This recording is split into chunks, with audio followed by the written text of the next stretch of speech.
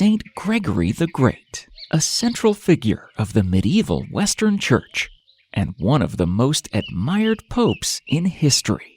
Saint Gregory, born in Rome about the year 540, was the son of Gordianus, a wealthy senator.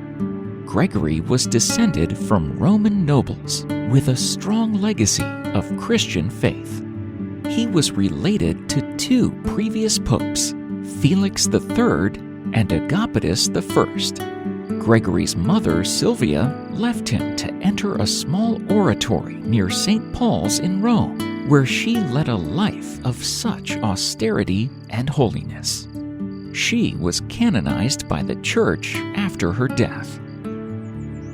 His aunts were nuns, and his parents joined cloisters in their later years.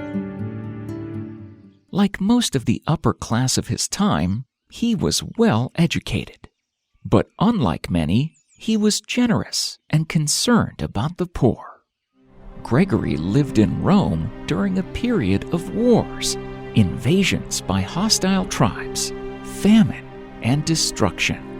Rome was under siege by one barbarian conqueror after another. Within a period of less than 20 years, the suffering city was taken and retaken 6 times. The Lombards laid waste the cities, despoiled the towns and villages, burned the churches, tore down the monasteries, desolated the farms. Gregory received a classical education in liberal arts and the law. It is not surprising, therefore, with these sad memories never far from his mind, that he accepted the post of prefecture of Rome, the highest civil dignity in the city. He believed he could protect his people, like his ancestors before him.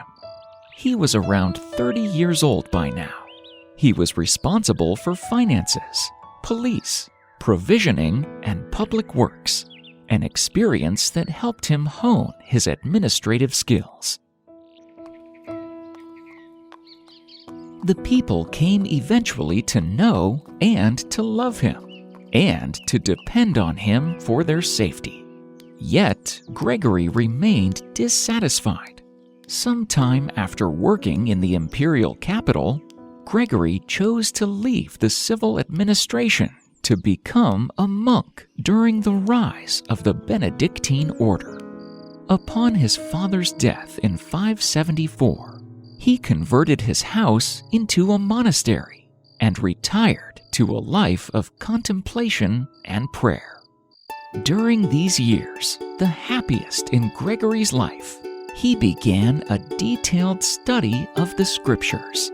He also founded 6 Benedictine monasteries on his estates in Sicily. He also turned over the remainder of his fortune for the care of the poor. But it soon became clear, after his 3rd year at St. Andrew's, that days of quiet prayer and work were not to be Gregory's portion for much longer. In 578, quite against his will, Pope Benedict I made him one of the 7 deacons of Rome. Now began his works, which earned him the title of being the Great. From Rome, he was sent to Constantinople to seek aid from the emperor for Rome's civic troubles, and to aid in resolving the Eastern Church's theological controversies. When he arrived back in Rome, he was made the abbot of St. Andrew's. He found Rome again beset with calamities. Floods and tempests battered it, and earthquakes rocked it. He was saddened to see that the evil had found its way into the monastery as well. One of the monks confessed, as he lay dying, that he had concealed in his bed 3 gold coins. This violation so shocked Gregory that he decided to punish the erring monk in such a way that the rest of the monastery would not forget.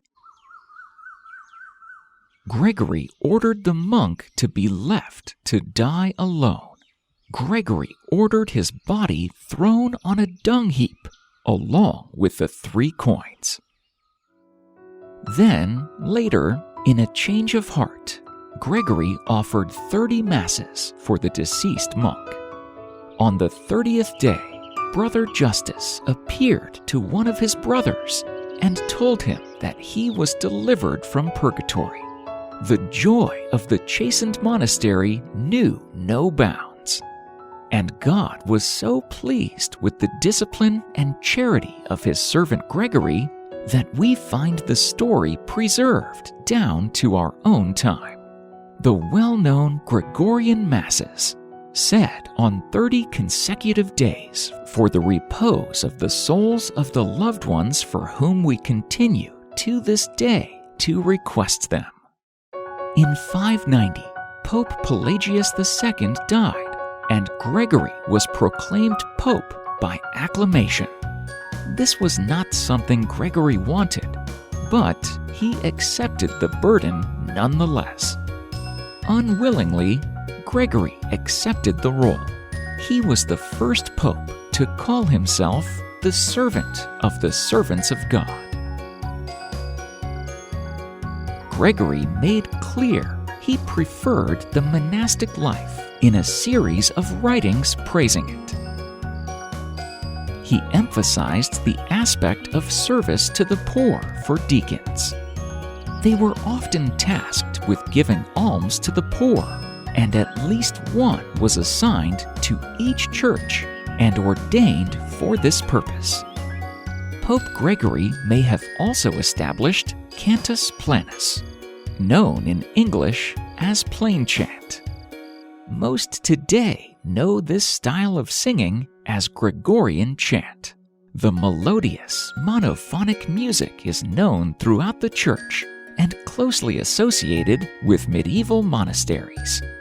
Gregorian chant gives us the oldest music we still have in the original form, some dating to the centuries just after the death of Gregory. It remains a matter of some dispute just how involved Pope Gregory was in the development of the style. Gregory was well known for his alms to the poor, and he gave quite generously of the riches donated to the church by the wealthy people of Rome. Everything from money to land was given to the poor in some fashion. He made clear to his subordinates that their duty was to relieve the distress faced by the poor.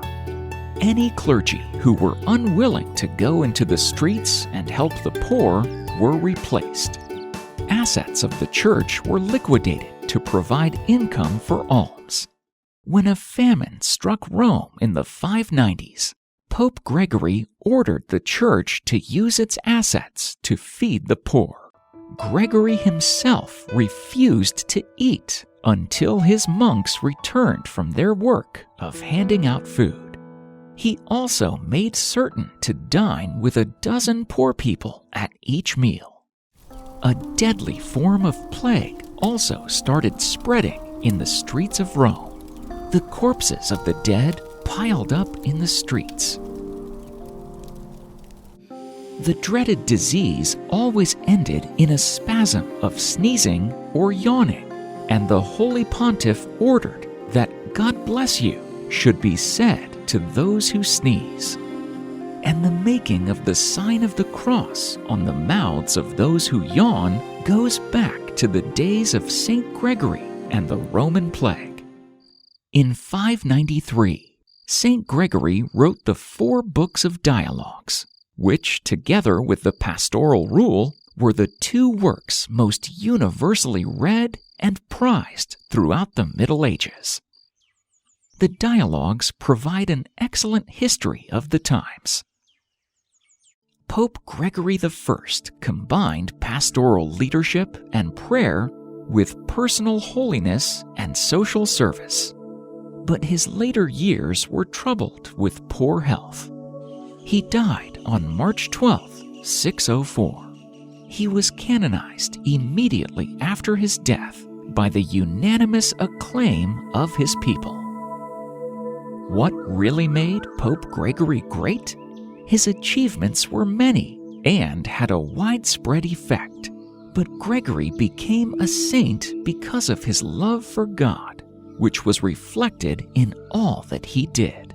We celebrate Saint Gregory the Great's feast day on September 3rd.